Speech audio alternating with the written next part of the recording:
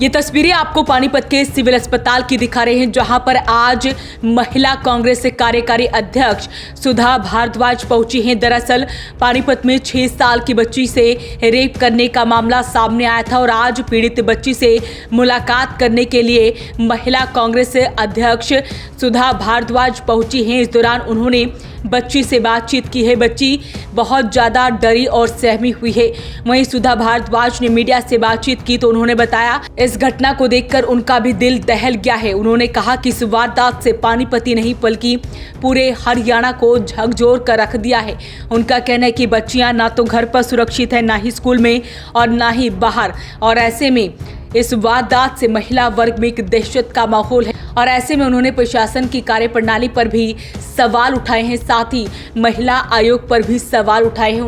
देखिए, आज बहुत ही दुखी मन के साथ मैं यहाँ पर आई हूँ और बच्ची को मिलके और देख के बहुत ही दिल दहल गया।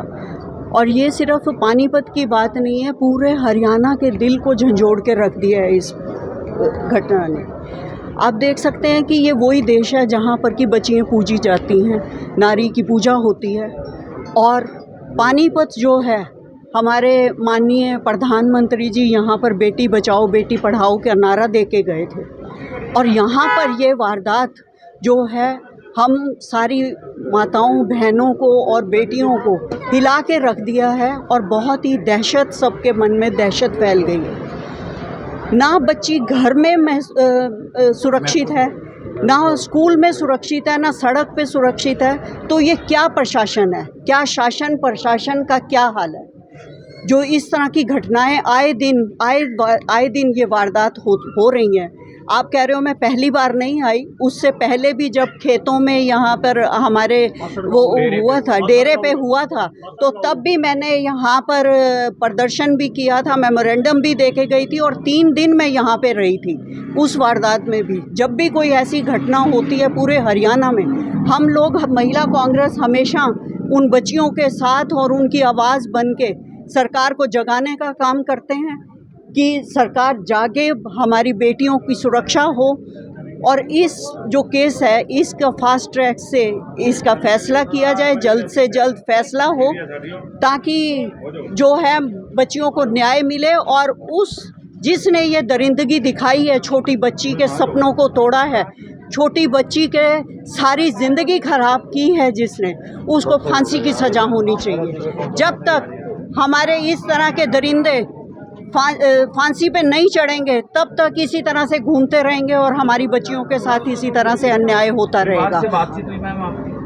बातचीत हुई है, वो बहुत दहशत में है बच्ची, वो लोगों को देख के ही डरने लग गई है। आप ये सोचिए कि उसकी ज़िंदगी कैसे बीतेगी, जो अभी तो बचपन उसका चल रहा है, शुरू ही हुआ है बचपन, और उसमें उसकी ये हालात है, पूरी ज़िंदगी वो कैसे गुजारेगी और किस तरह से वो नॉर्मल ज़िंदगी अपनी गुजार सकती है। तो शर्म आनी चाहिए शासन को भी और प्रशासन को भी, उनको जवाब देना चाहिए इस बात का। और महिला आयोग कहाँ पर है? महिला आयोग किसी भी चीज़ में संज्ञान नहीं लेती, कोई भी बात हो, कोई भी चीज़ हो, और हम लोग उनके पास जाते हैं, करते हैं और कोई किसी भी चीज़ का, किसी केस का संज्ञान नहीं लिया जाता। तो उस महिला आयोग का क्या फ़ायदा है?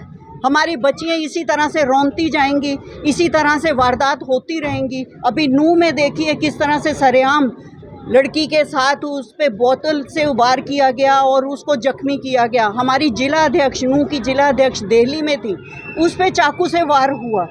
रोहतक की वारदात आपको याद होगी, हिमानी नरवाल की बात। तो आए दिन ऐसी घटनाएं। अभी रिवाड़ी की बात बताऊं, रिवाड़ी में इस तरह से 14 साल की जो बच्ची है, 8वीं क्लास की बच्ची है, वो प्रेग्नेंट पता लगा माँ बाप को 20 तारीख को वो पता लगा। तो ये क्या चल रहा है हरियाणा में, क्या हो रहा है? और हम तब तक चुप नहीं रहेंगे जब तक इसका इंसाफ नहीं होता और जल्दी से जल्दी फैसले नहीं लिए जाते क्योंकि जब एक वारदात होती है लोग भूल जाते हैं, देर से फैसला होता है, 10 साल में फैसला हुआ, इतने उस फैसले का लोग भी भूल जाते हैं कि क्या हुआ क्या नहीं हुआ। ये फास्ट ट्रैक से जल्दी इस पे फैसला होके फांसी की सजा होनी चाहिए और हम हरदम सड़कों पर रहें। तो ऐसे में उन्होंने कहा कि बच्ची के साथ रेप मामले की फास्ट ट्रैक कोर्ट में सुनवाई होनी चाहिए, इसकी मांग उन्होंने की है और आरोपी को फांसी की सजा देने की मांग की है। हम ज्ञापन देने भी जा रहे हैं, राज्यपाल के नाम ज्ञापन देने जा रहे हैं, क्योंकि ये सरकार तो नहीं सुन रही, महिला आयोग नहीं सुन रहा, तो इसलिए राज्यपाल के नाम हम ज्ञापन देने भी अभी जा रहे हैं। और तब तक हम सड़कों पर रहेंगे, चुप नहीं रहेंगे जब तक हमारी बेटियों को, हमारी बच्चियों को, हमारी बहनों को, हमारी माताओं को यहाँ पर ये इस तरह से हमारी स्टेट हो गई है। तीसरे नंबर पर महिला उत्पीड़न में हरियाणा है और जब तक इसका फैसला नहीं होता तब तक हम चुप नहीं बैठेंगे। इस तरह से मैडम छोटी बच्चियों के साथ भी ऐसी घटनाएं हुई जी। लोगों की मानसिकता मानते हैं सरकार की नाकामी। मानसिकता इसलिए जबकि सरकार उन पे कार्रवाई नहीं करती और उनको डर ही नहीं रहा, ना प्रशासन का डर रहा, ना शासन का डर रहा, डर ही नहीं रहा उनको, तो इस वजह से ये वारदात हो रही है। जैसे कि आपने देखा कि बहुत सारे केसेस में बीजेपी के नेता जो हैं वो ही लिप्त हैं और उनको संरक्षण दिया जाता है, तो सभी के हौसले बढ़ते हैं कि जब उनको कुछ नहीं हुआ तो हमें भी क्या होगा।